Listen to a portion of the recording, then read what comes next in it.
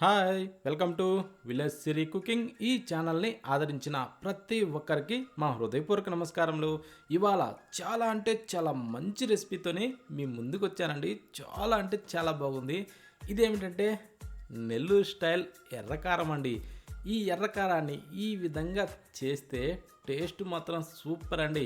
ఇది ప్రతి టిఫిన్లో కూడా రుచి మాత్రం చాలా బాగుంటుంది. ఇంకా మనం ఫ్రిడ్జ్లో పెట్టుకొని స్టోర్ చేసి పెట్టుకుంటే 3-4 రోజుల వరకు కూడా ఎక్కడికి పోదండి.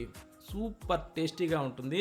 ఇది ప్రతి దానిలో కూడా అంటే ఇడ్లీ, దోశ, బోండా, వడ ఇలా ప్రతి టిఫిన్స్లో కూడా టేస్ట్ మాత్రం సూపర్గా ఉంటుందండి.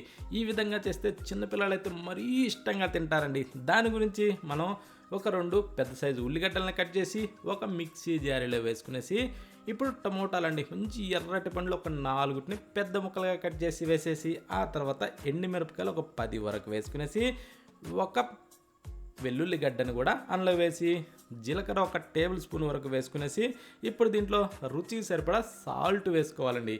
వేసిన తర్వాత ఇప్పుడు దీన్ని మనం మెత్తగా పేస్ట్ చేసుకోవాలండి.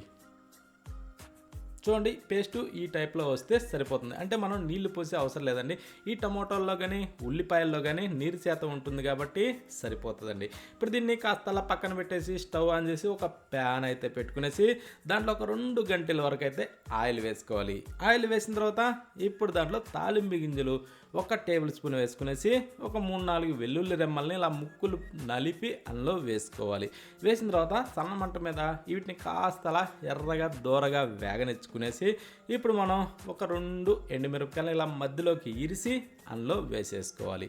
వేసిన తర్వాత ఇప్పుడు వీటిని కూడా కొంచెం సన్న మంట మీద కొంచెం ఎర్రడాలుగా వేగనిచ్చేసుకునేసి, ఇప్పుడు దీంట్లో మనం కరివేపాకు అండి ఒక 2 రెబ్బలు అలా దూసి అందులో వేసేసుకొని, ఇప్పుడు కాస్త వాటిని చిటపటలాడించుకొని, ఇప్పుడు మనం గ్రైండ్ చేసిన ఆ పేస్టుని దీంట్లో వేసేసుకోవాలి.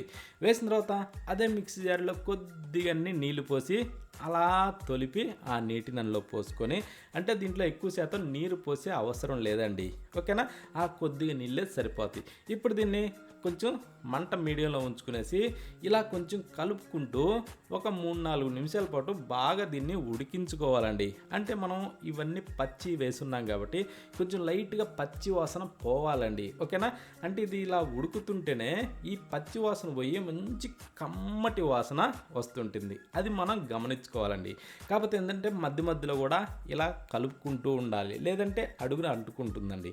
అప్పుడు మనం ఇందాక కొద్దిగా నీరు పోసాం కదండి, ఆ నీటిని బాగా పీల్చుకునేలాగా ఇలా చిక్కగా వచ్చేలాగా మనం దీన్ని రెడీ చేసుకోవాలా. చూసారు కదా, ఈ టైప్లో మనకి చిక్కగా గుత్తంగా రావాలండి. ఈ విధంగా దీన్ని తయారు చేసుకునేసి, ఇప్పుడు ఇక మంచి కమ్మటి వాసన వచ్చిన తర్వాత స్టవ్ ఆఫ్ చేసుకోవచ్చు.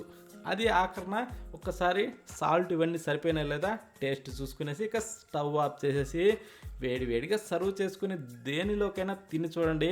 టేస్ట్ మాత్రం అద్భుతం అండి. వేడిగా ఇడ్లీ చేసిన, దోశ చేసిన, బోండా చేసిన, వడ చేసుకున్న, ఇక ఏ టిఫిన్స్లోకైనా సరే టేస్ట్ మాత్రం సూపర్ అండి. ఈ విధంగా చేస్తే కరెక్ట్గా కానీ మనం స్టోర్ చేసి పెట్టుకుంటే ఫ్రిడ్జ్లో 3-4 రోజులు ఎట్టు పోదండి. అంత మంచి రుచిగా ఉంటుంది. ప్రతి ఒక్కరూ ఖచ్చితంగా ట్రై చేయండి.